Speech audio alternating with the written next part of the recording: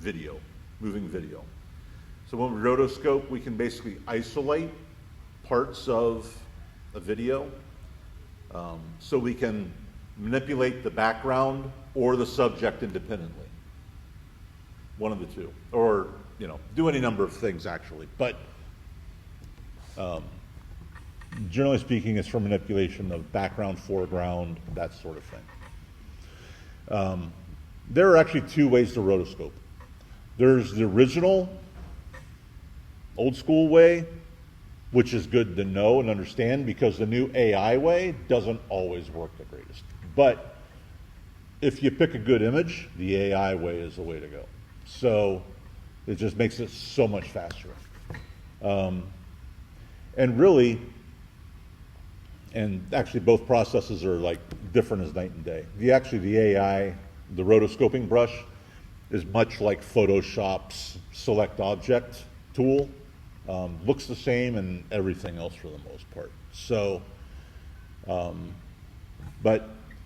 I've got an image that I've dropped. I've got this guy, and I'm going to do this the old school way first, which was literally just like you would in Photoshop, outline with a pen tool, a subject, and then, quite honestly, frame by frame, adjust your path as you work your way through the video. And you don't actually have to do every single frame. I always start broad, and then I work my way in and fine-tune details as I need to. But the pen tool way is a time-consuming process. No ifs, ands, or buts about it, really. But it's like anything else. In order to get the results you want, you kind of got to put in the work to get them. So some things are just tedious, and this is one of them. But like I said, the AI way is a better way of doing it, but it doesn't always work the greatest. So I'm going to show you both ways. That way you can, kind of do what you need to do. I mean, there are also other styles where maybe actually doing it the older way would give you more of a paper cutout kind of a look. I mean, you could do different things, which is actually what I'm going to do with this guy, because I don't want to take the time to, put a super amount of detail into him. But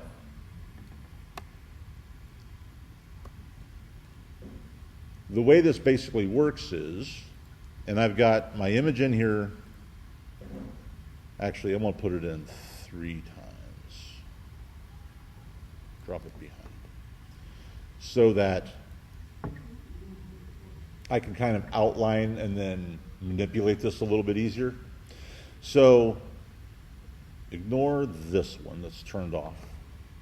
But I'm going to use this. I've got them in here twice. The first one I'm going to use full frame. I'm not going to mask it at all. The one on the bottom, and I'm just going to lock it. The second one is the one I'm actually going to mask. What I want to do here is mask this guy out of his background so I can do other things with him. And it's, the process is really kind of as simple as selecting the object, grabbing your pen tool, and you just start to outline. Pen tool works just like when you did production 1 and learned how to use it, except that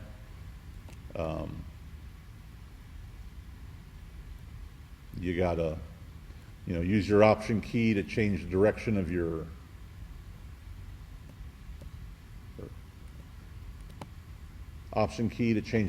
handlebars to outline your subject. And it takes a little bit of time. So having done so I'm kind of tightening this up, but rather than sit here and outline this entire guy, pull this one back up. This one I already outlined. Except I did really kind of a dirty outline with this. I didn't try to be real tight. I didn't try to be real conformed. You can see that it's really fairly rough.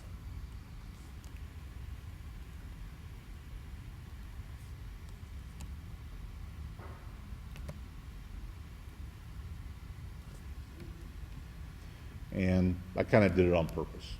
So it's going to take me less time to manipulate and kind of move around. So whenever we start with this, we outline the whole guy. In this case, I outlined him, all the way around. And before I do anything else,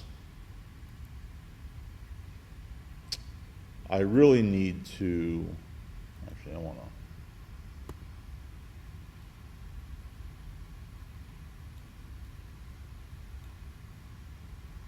do this. Kind of darken this background just so I can kind of see the separation.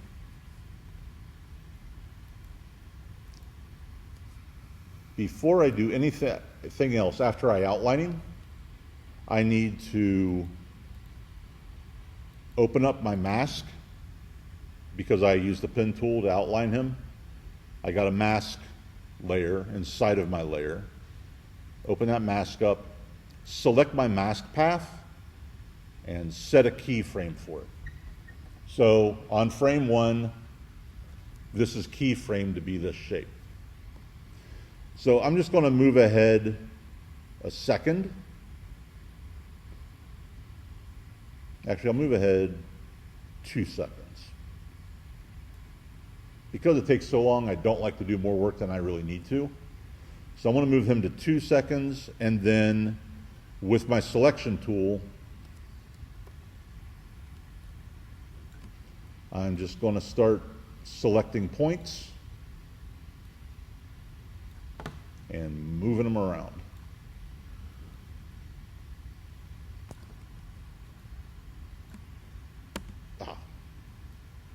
Hate when I do that. Zoom in. Point by point by laborious point.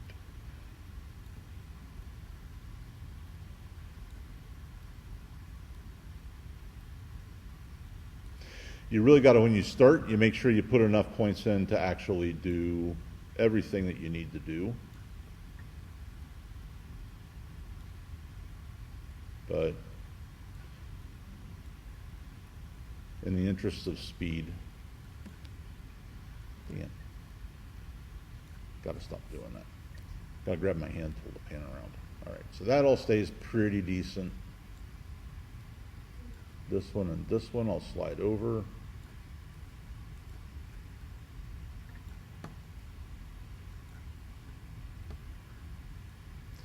But this is the general process.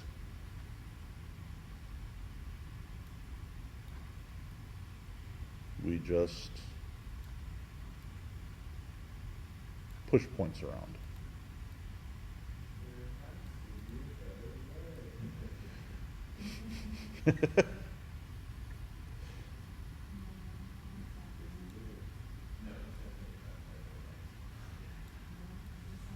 Problem is, when the AI way fails, this is what you have to fall back to.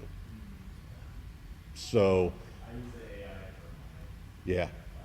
Oh, I'm sure. I would have too. They showed me this. Mm-hmm. How you would have to do it. Yeah. Yeah. And I mean, but, Now, what the AI way can't really give you is, if our intent was to convert him to like grayscale and like a piece of line art, and we wanted to actually make it look like he was cut out of paper, we'll drop shadow behind him and move him around or something. AI way can't really give us that because it's always looking for the details. But this way, I mean, I would say that, in a cop-out kind of a way, this way kind of gives us a different set of artistic options, I suppose, So I kind of move those all around, and if I scroll back through, so probably about a second, I'm going to want to adjust those. At 3 seconds, it's shifted even further. But if I'm good about it, I can maybe grab a bunch of points at once, move them, so I don't have to go point by point.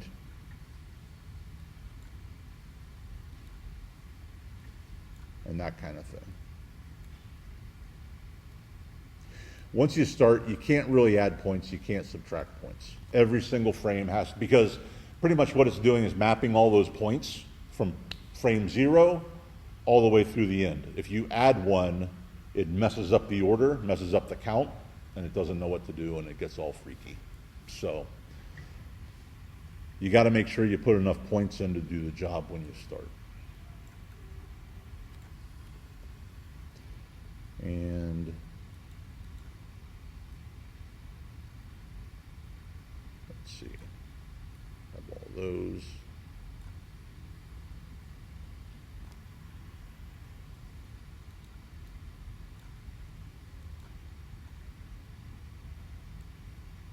Let's grab all of that.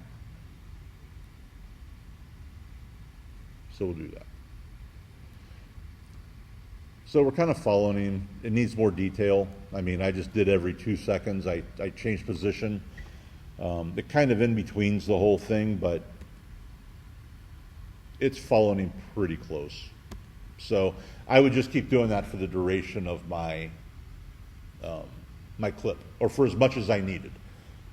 Obviously, I mean, what's not a bad strategy to use is to super rough, like make this mask super dirty whenever you're composing your scene. Identify exactly what spots you need to rotoscope, and then go back and do a detailed rotoscope later on, rather than doing, and only do what you need. I mean, don't do more. It's just time consuming. You can get really nice results out of it. It's the amount of detail you put into it. So I did every 2 seconds. I probably actually want to go I did every 2 seconds first, or 2 seconds first, then I did 1 second. But, the amount of detail you put into that mask is the quality that you're going to get out of it. So I did it real kind of dirty, but, it's just to kind of move my way through it. Yeah. By dirty, yeah. By how rough it is, yeah. I mean, it's if it was a real clean mask, I'd be sticking really tightly to the contour of the guy. But dirty mask just I'm being really rough and kind of loose with it. So now what you can do is, so let's say we decide to drop out let's zoom out. Bring this down. Let's say we drop our background out of this.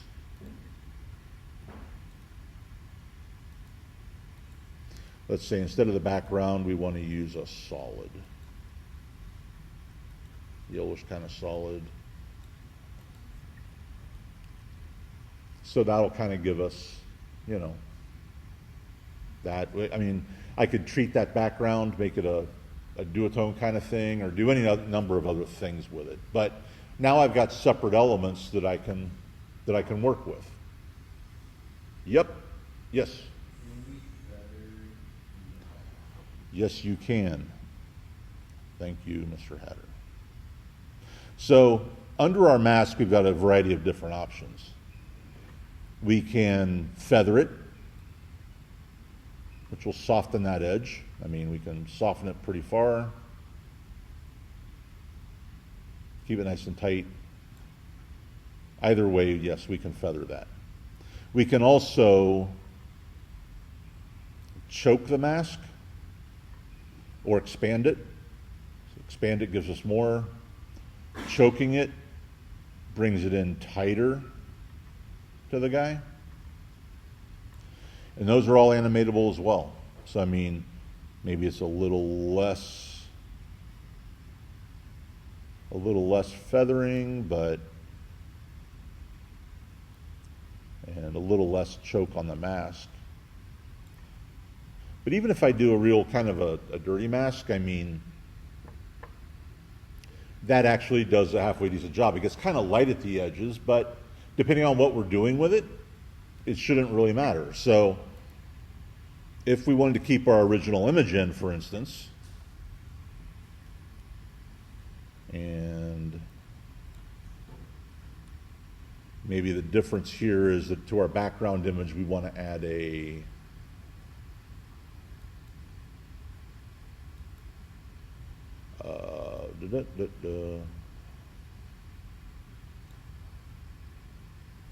maybe we want to add a lumetri color to it and sort of warm it up or cool it down maybe. Drop the saturation,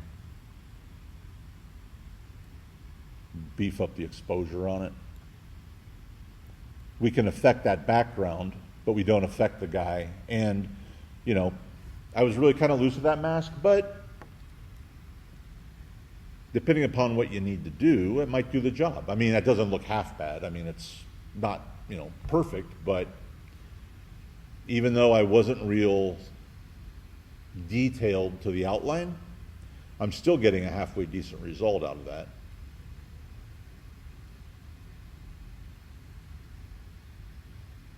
So that's the first one. I mean, depending upon the amount of detail you need, it's every few frames kind of adjustment by and large. And it just takes time.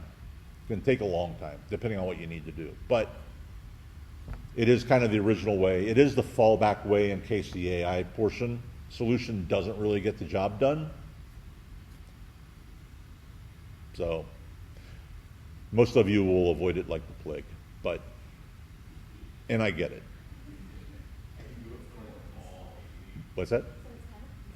It's very redundant. We're just doing the same thing. Yeah. Again and again. I kind of like it. It kind of is, yeah. I would probably get like really pissed if I'd be doing it for like 4 hours, but like it's. You want to know when you get pissed? Is when you forget to set your first keyframe. And you adjust 25 different frames and realize you haven't recorded a damn last one of them. That's when you get pissed. I can vouch for that one. Yeah. Pretty much. Yeah, that's a quick and easy way to waste about 2.5 hours. That's like whenever your computer crashes and you didn't It's see just anything, like, you just worked for pretty like much. 4 hours and you're like, I'm going to Yeah. cry. Yeah. You'll absolutely hate this way if you forget to, yeah, you'll never touch this way again if you forget to set that first keyframe.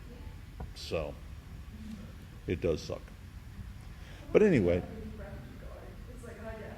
Mm-hmm. I'm gonna fall, whatever. Yep. So we can go in and put as much detail, you know, pull detail back into that, but you know, that gave us something relatively respectable, and I didn't put a whole lot of work into it, you know. Just if I need more detail, it's just going to take me more time. It's as simple as that.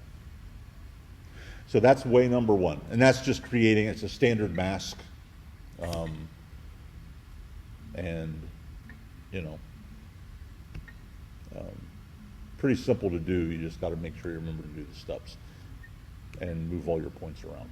So I think with anything that you try to mask, I think your image selection or your video selection is super important, because you want to be able to, if you're doing the AI way, you want it to be able to identify the key areas really easily. And if you're doing it manually, you want to be able to find those, you know, key areas individually. The reason I abandoned the car that I was originally going to do was that it was really heavy in shadow on one side and underneath, and it was hard to find the details on the side of it. I have a way of actually combating that. For this example, I just didn't really kind of want to get into that portion. But the way the car that I had, which I actually started working on here somewhere.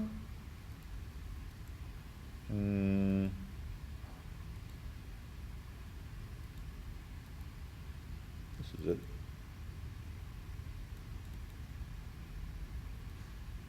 You know, this one's just, I kind of color graded the background, and but you can, like, you know, whenever you're doing your masking part, generally, you know, like I said, this is fairly dark on this side, kind of hard to find the details. I'd actually toss like an adjustment layer on top of the video clip, and like really blow out the whites and the darks until I pick up those details, And then I'd use that to create my mask too, and then throw the adjustment layer away when I'm done. Which actually works pretty well. I do that in still a lot, but it would work equally well in video. So, but this is done with the pen tool as well. So, that's the first way, and the unfun way.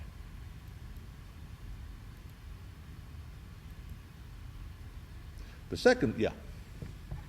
When you record each change in mask, Mhm. is it like every So usually the way I go about it, and the way I usually recommend going about it, is to you always want to do as little as you can, obviously. So I always start with the first one, and then like there, I went to 2 seconds, and I made that adjustment because it'll fill in, because we're keyframing. After Effects will fill in the gap, the distance, the difference between those. But that was really kind of too broad, so the next time I did a second. You can do like every second, see what you've got, and then go back, the places where it gets really obvious, then go back in and make adjustments in those areas. So just kind of work broad and then work your way into the details. Kind of the way I go about it. So the second way to do this is the AI way. The actual Rotobrush.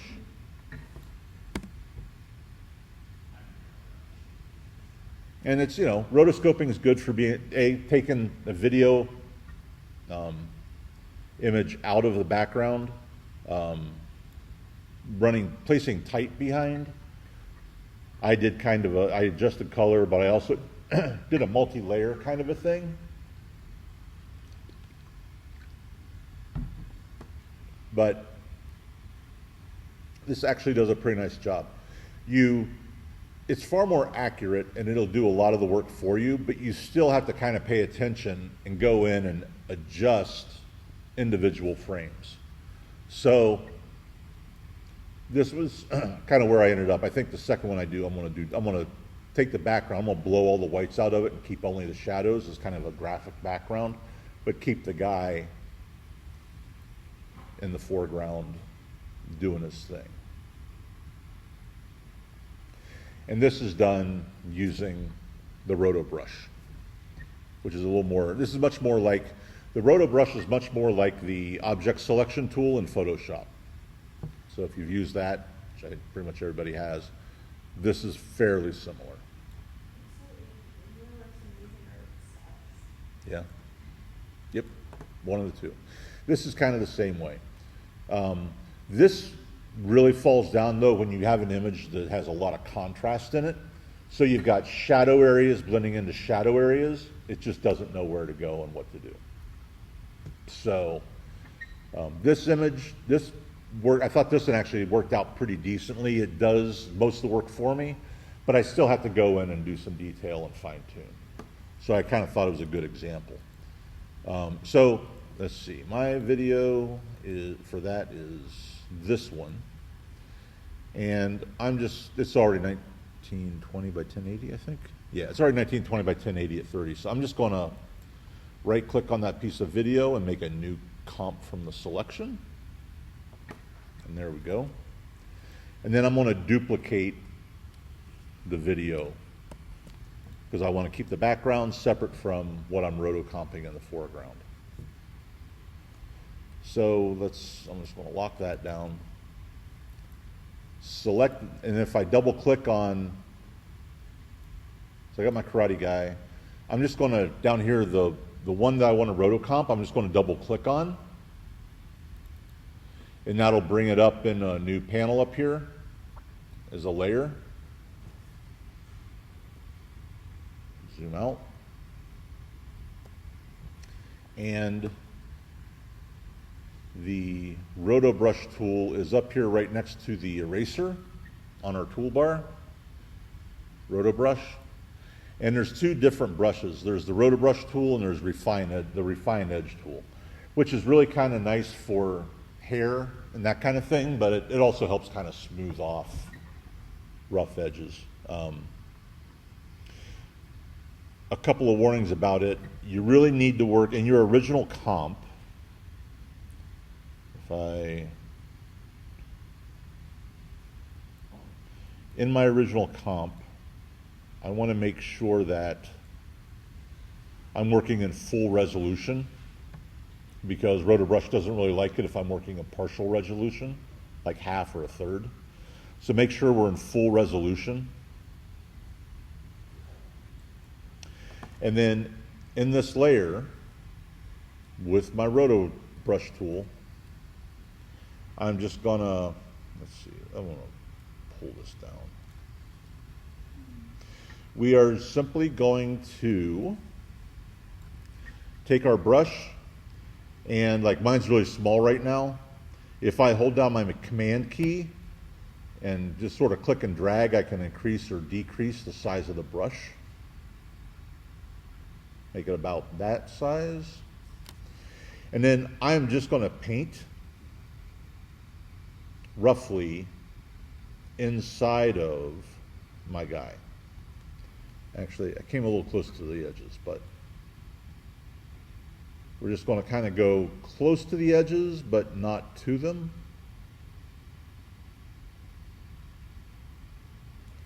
When I let go, you'll see it gives me that nice little pink outline. It finds all of my edges. Now, it got a little bit greedy in the background because I actually came too close to the edge, but there are things we can do about all of this. So it does definitely need fixed. I need to eliminate this. So with my Rotobrush, if I just hold down the Option key, it turns red, and I can remove stuff that it got a little overly greedy on.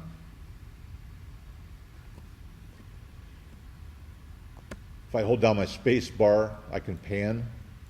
I'm gonna go down to his feet. Hold down my command key, scale my brush down a little bit,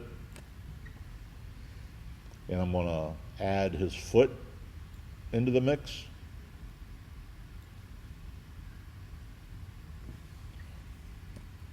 Reduce my brush a little bit more to catch the edge of his toe. It's still got kind of greedy, so hold down my Option key.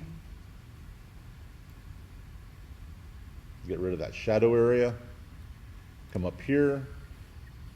I want to add this foot into the mix. Get his toe. Clean that up.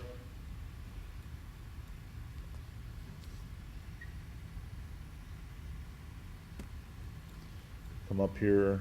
It did not catch the belt, so I'll just run up through the black area. Should grab all of that. Right there. And I'm just going to work my way around him and refine. Oops, not what I wanted to do. Go back here.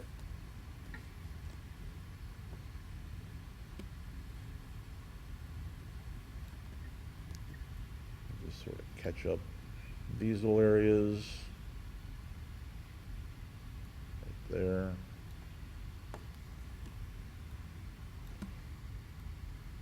Just work our way around him and fine tune all of our edges. It's not half bad. I would like to kind of get this area in here, so, but I don't know if this actually will or not. Let's see. Oops. Pull out my Option key because I want to remove that. Okay.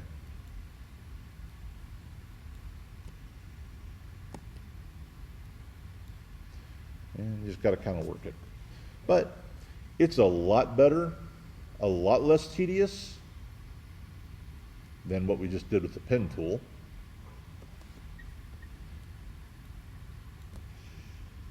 And I could use the Refine Edges tool. I'm not going to do it, but I could use the Refine Edges tool to kind of refine some of these areas. I think I'd rather just detail them a little bit. But again, kind of depending on what we need to do, determines how detailed and precise and specific we really need to be. So, zoom that up. We've also got, while we're working in the Rotobrush panel, we've got a bunch of settings for the Rotobrush, and we can feather the edge, adjust the contrast, shift the edge in a little bit. Like if I zoom in here, you'll see that if I adjust shift edge, positive moves that edge out, negative brings it in a little bit. It's got we always want to make sure we're working Rotobrush 3. There's actually different options here, but 3 is the more modern one, the way to go. And use motion blur, I'm actually going to turn on. Use motion blur will do a nice job whenever he's kicking around and moving really fast.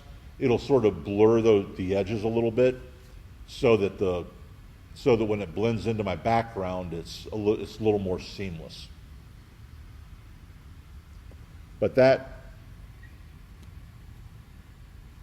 so that's a halfway decent outline, really. If we look down here at the bottom, there's different ways we can view this mask. If I turn on the red, I like the alpha overlay myself, which kind of makes the background red. So it gives me a pretty good sense for what I've actually got. It smooths off the edges, helps me clean those up.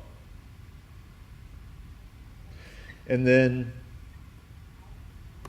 to do the rest of my clip, I can do one of two things. I can either, once I've got my first frame where I'm happy with it, I can tap the space bar and you tap the space bar in After Effects and it'll play your clip through. If you do that, After Effects will go through and evaluate those edges for that mask all the way through your clip. To Gabe's point earlier, it's extremely RAM intensive.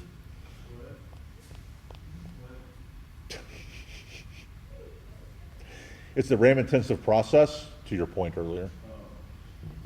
So hitting the space bar is going to kind of really fill up that RAM cache pretty quick. If it gets to the point that it's really kind of cumbersome, you can hold down your command key and use your forward and back arrows to propagate through one frame at a time and let it evaluate frame by frame. But you see, it does, but again, it beats moving points. So you can just kind of, but the other thing it allows you to do too, though, is like, if you take a look here, you see that here it needs some adjustment. So if I zoom in on this frame, I can go ahead and, back to my Rotobrush, I can pick up that edge that I lost. I can still refine this edge frame by frame. But even if you hit the space bar and you let it do its thing on its own, which I'll do, you see there's a lot of areas that it's missing. I can still go back to those frames and clean those up. So I'll just kind of let it go through a little ways, see what we get. But you can see, if you watch it, you can see areas that it misses, doesn't quite get. You just got to go back in and clean those spots up. That's all.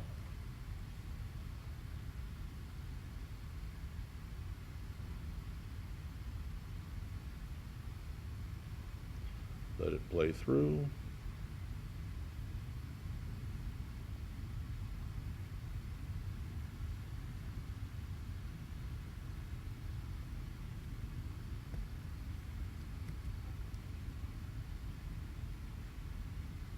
And let it go to about 10 seconds.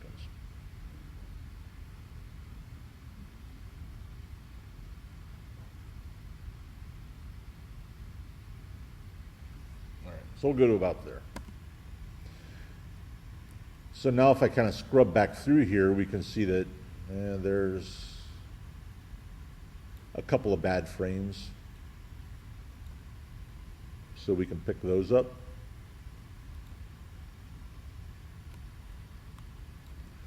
Up here.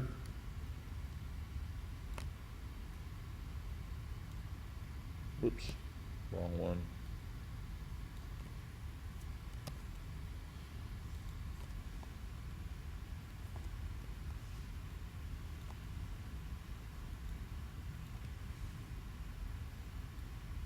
And we can kind of work our way through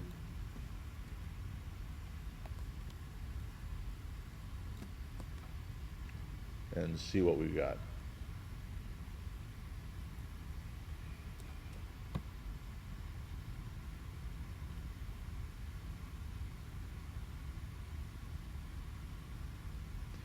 But just kind of scrub through it, see where,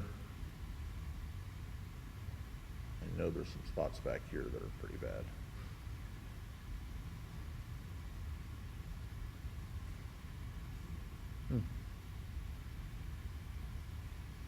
All right. So at 10 seconds, that didn't do a bad job. Like I said, frame by frame, I can go back through and clean up certain areas, but that gave me a really decent outline. I'm going to feather the edge just a little bit more. When you've got it the way you want it, when it looks good, down here in the RotoFrame window, there's a button that says freeze. That's going to actually freeze all of those the alpha mask on all those different frames so that your playback is smoother. If you don't hit freeze, it evaluates every single frame every single time. As you go on and work with your composition, it's always reevaluating those frames and just killing the responsiveness of the viewport. So if you click that freeze button, you just got to wait on it to go through and freeze all of those frames. But by the time it's done, this is going to take forever. It's time to go get a drink, I guess, while we wait on it. But so once like I said, once you freeze those, it basically bakes it so that it plays back faster. If you need to go in and modify it after that, you simply come back into the rotoscope window, unfreeze, make your edits, and refreeze everything. So you can still edit it after the fact.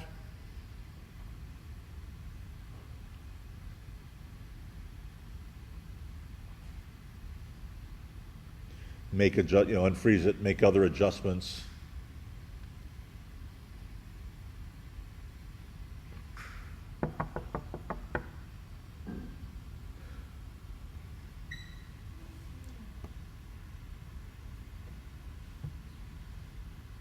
Actually, this did this an awful lot faster earlier, whenever I did this whole thing. I did about the same duration, the same way, and it went a lot quicker. Might be because I've got the motion blur turned on this time. I don't think I used the motion blur last time. That's stage fright. What's that? It's got stage fright. There you are. It doesn't want Yeah. to crowd. Yep. But you just kind of wait on that to finish up.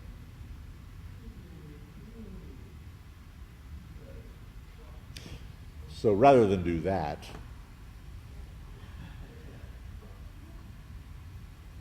I'm going to stop that. I'm going to go back over to this one, which is already done.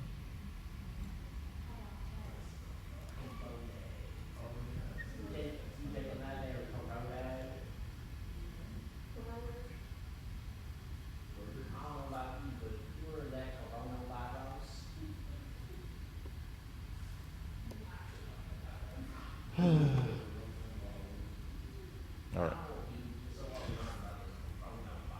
So back over to this one, which I already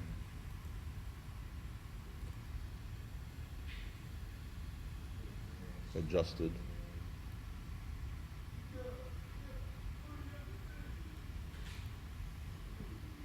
You know, we can lay type in, you know, between him and the background, keeping that position. I also kind of went through and did, like if I select my background, maybe I'm gonna try this with geometry. I'm not sure if this will give me what I want, but we're gonna give it a shot. Toss the geometry color on top of it. I'm gonna adjust drop my saturation way down on the background. Increase my exposure, but I want him to burn my foot. Right. I want him to see the very whites. And then the background. I kind of want to keep my shadows.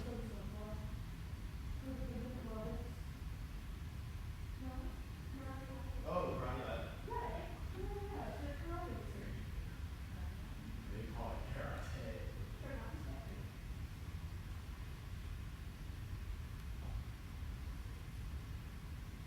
I really kind of want a hard black shadow lines, but this will do for now.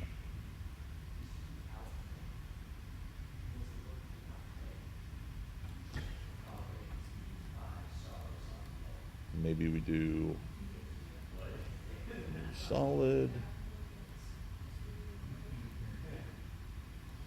That.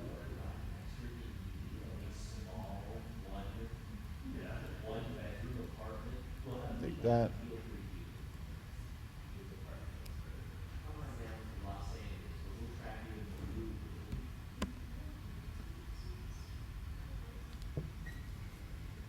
So just, you know, make whatever other edits we need to. So the one thing I did do with this, though, I should point out. I mean, basically, rotoscoping is really just masking it. So I did pre-compose, actually, after I finished freezing all those frames. I did take that and I pre-composed it so that any color adjustments that I did would affect it. If I don't pre-compose it, if I want to toss, you know, if I want to brighten him up, the color adjustments won't really affect him because of the way the mask works. So pre-composing fixes that problem. But then I've got it, you know, masked, and I can always duplicate it, maybe drop him behind the word karate.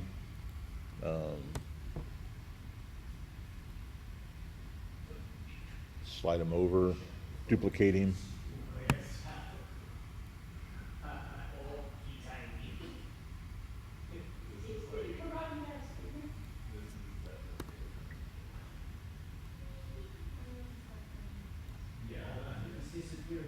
It's his grandfather.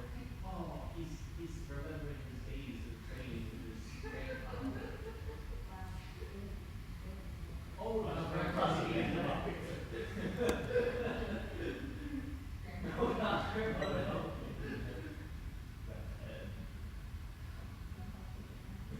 Don't take shit from you anymore, Jeremy. But that's what rotoscoping allows us to do. Right, you're like outside your ball, like, oh, quick brain name.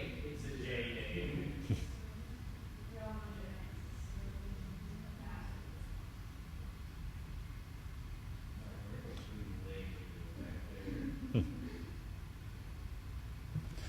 So, actually, what I kind of wanted to do, I just couldn't find that. In free stock, it's like impossible to find a good picture of a car driving around a road. It's like, I wanted to kind of strip out the background and do like an illustrated background with the car driving through it. Like you've probably seen in commercials before and stuff, but a lot of different things you can do with that. So, you know, we looked at alpha masking and Lumimat, that kind of thing, and this is just another form of masking for the video.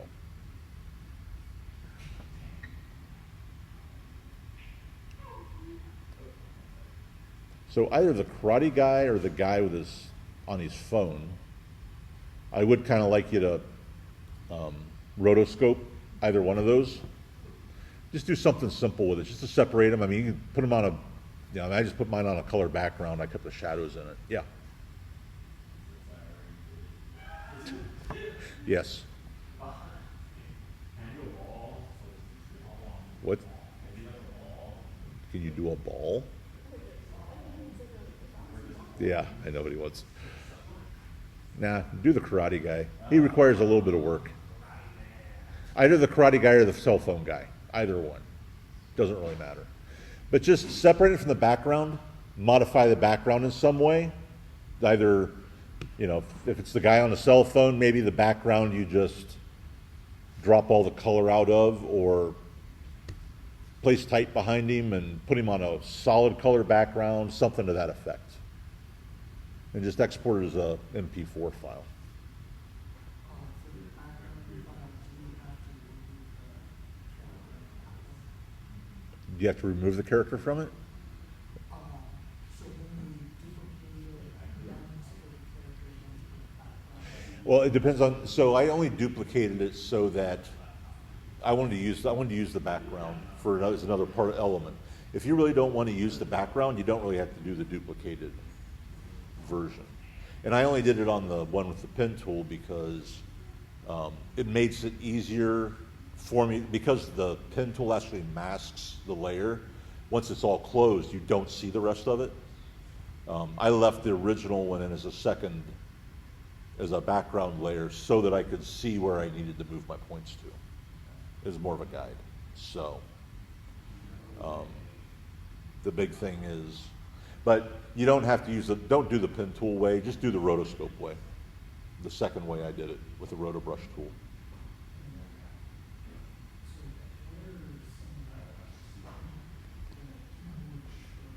Mm-hmm. So to size the brush up and down, with the Rotobrush tool selected, if you hold down the Command key, click, yep, not where I wanted to be. Let's see. Let me jump back over to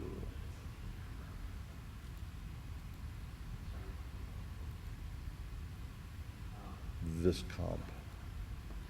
If I hold down the Command key, click, and drag my mouse up or down, that'll increase or decrease the brush size.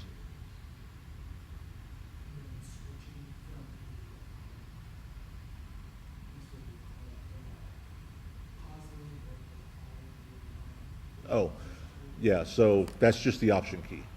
So if it's green, you're adding. If it's red, if you press the Option key and it's red, you're subtracting.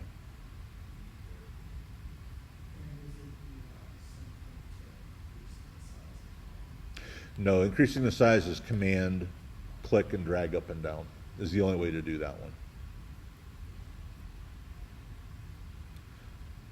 To increase the size of the brushes, just hold down the Command key and push it up and down. I guess it does work with if you hold down the Option key as well, but you don't need to. So.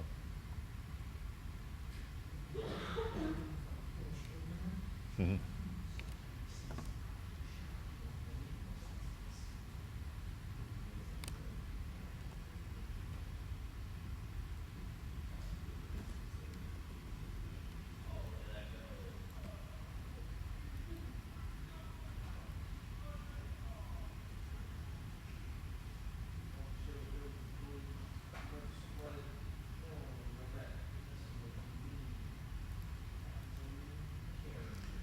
Let's get rid of Grandpa. We don't need him.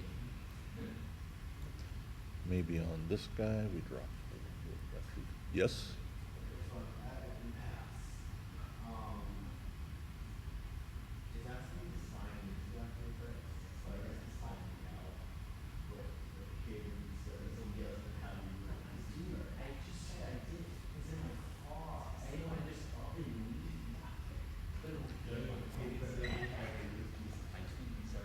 Can you log back into After Effects? You can't?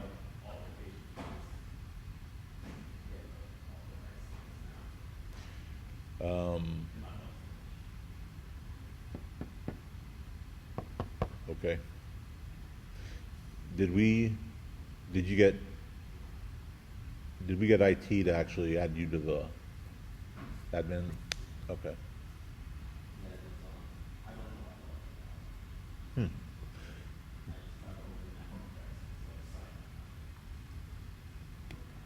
You say it was blank? Or what did it, so whenever you tried to open it, what did it do? Yeah, when I opened After Effects, it said sign.